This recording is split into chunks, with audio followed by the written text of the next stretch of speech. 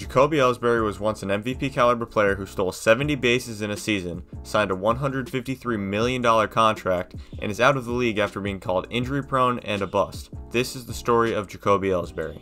Jacoby Ellsbury was born on September 11, 1983 in Madras, Oregon. He played every sport he could in high school, playing basketball, football, and obviously baseball. In basketball, he averaged 23.6 points with 4.4 blocks per game. In football, he had a career 9 interceptions with 6 kickoff return touchdowns. Baseball obviously was his main sport, as a senior batting .537 with an incredible 65 stolen bases, which somehow wasn't even his career high.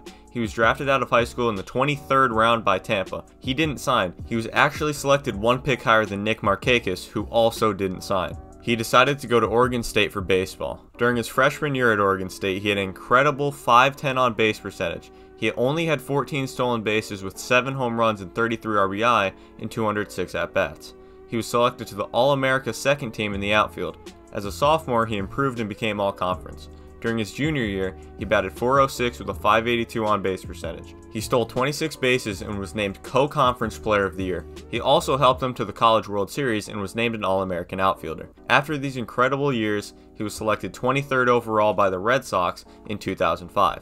He quickly burst onto the minor league scene with the Red Sox, batting .317 with 23 stolen bases in his first season. He was ranked the 6th best prospect in the Red Sox system.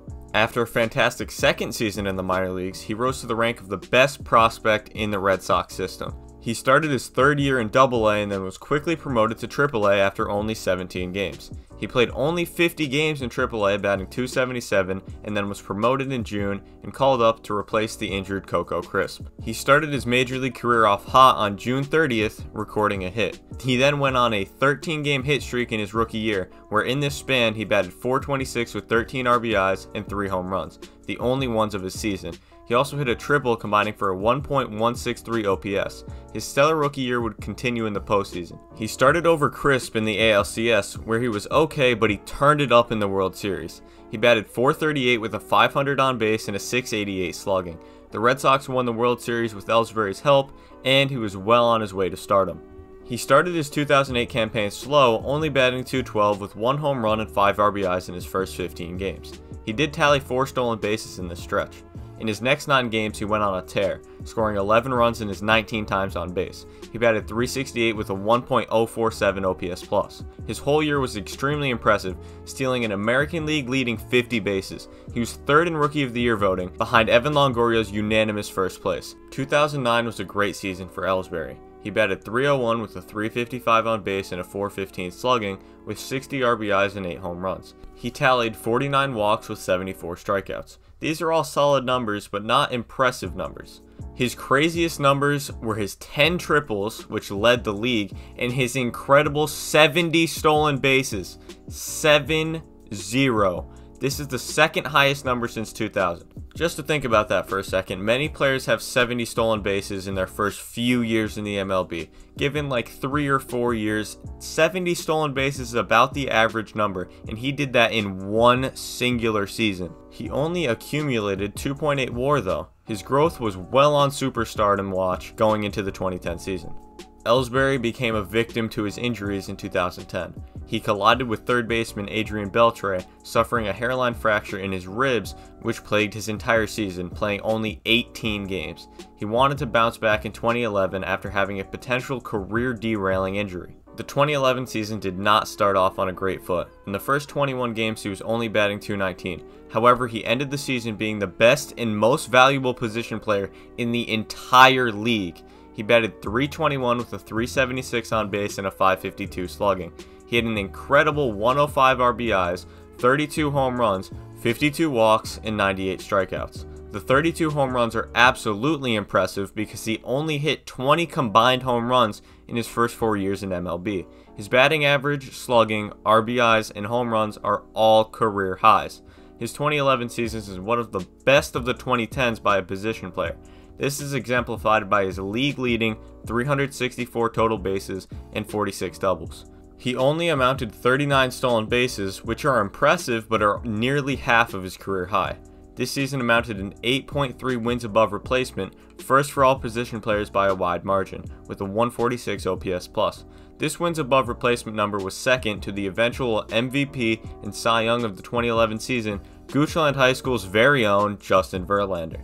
Verlander had one of the best seasons in pitching history. He was 24-5 with a 2.40 ERA, 250 strikeouts and 251 innings pitched, with 8.6 wins above replacement. Ellsbury was voted an All-Star for the first time in his career, winning the Golden Glove and Silver Slugger. But he only finished second in the MVP race, the highest he would ever make it in his career. Ellsbury's evolution could not continue. His last 2 years in Boston were great, but not close to the expectations set by 2011. He amounted 52 stolen bases in 2013, which led the league. Ellsbury was superb in the 2013 postseason, batting .500 in the Division Series, .318 in the ALCS. The Red Sox were in the World Series for the second time in his career. Ellsbury was solid in the World Series, helping the Red Sox to win his second World Series ring and proving his worth to the rest of the league, closing in on a massive contract in his contract year. As a 30-year-old free agent with a massive part of his game, his speed potentially decreasing, the Yankees did not care. They offered Ellsbury a 7-year, $153 million contract, to which Ellsbury accepted with little knowledge of what would come next. This was a huge contract for the Yankees, considering they had a pretty good center fielder named Brett Gardner. Ellsbury's 2014 was okay, batting .271 with 7 RBIs while hitting 16 home runs, his second most career high to 2011. He also swiped 39 bases, showing his speed was still enough. His 2015 was significantly worse, continuing his decline and rewarding the New York media with something to talk about. 2016 was more of the same, being extremely disappointing. 2017 was even worse. The Yankees now had two guys that could fill his spot, with Aaron Judge and Aaron Hicks potentially taking his spot. He was injury prone with no spot on the roster. Continuing his exponential decline, he did not play in 2018 because he was injured. He hoped he could maybe have a bounce back year in 2019, but this never happened. He was cut at the end of that year, with a contract still needing to be paid out of $21 million with a $5 million buyout clause. The Yankees never planned on paying this out though, because they accused him of receiving medical care outside of the organization. Arbiters eventually sided with Ellsbury, forcing the Yankees to pay out his contract. And with that, Ellsbury's career was over. However, I haven't talked about two parts of Ellsbury's career yet. One part, his incredible fielding, specifically his glove. He never had a great arm, but he could consistently make way more plays than the average center fielder because of his speed and athleticism. Think of Byron Buxton. Jacoby Ellsbury also holds an MLB record. You might think this is something due to base running or something like that, but no. It is one of the most abstract and awkward records in MLB history, and that is the number of times reached base on catcher's interference. He holds two of these records, most likely to never be broken again.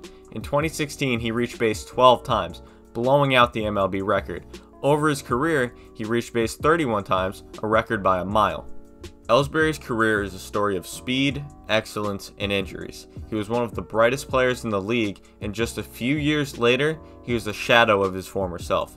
But Ellsbury's career should not be remembered for just the injuries. The 70 stolen bases, finishing second in MVP voting, should not be forgotten, just like his awkward MLB record. Ellsbury was also the first Navajo Native American to play Major League Baseball. His story is disappointing and hate-inducing for some, but is a fond memory of a World Series team for others. He also has not officially retired, but essentially has. Like and subscribe if you enjoyed the video, and thanks for watching.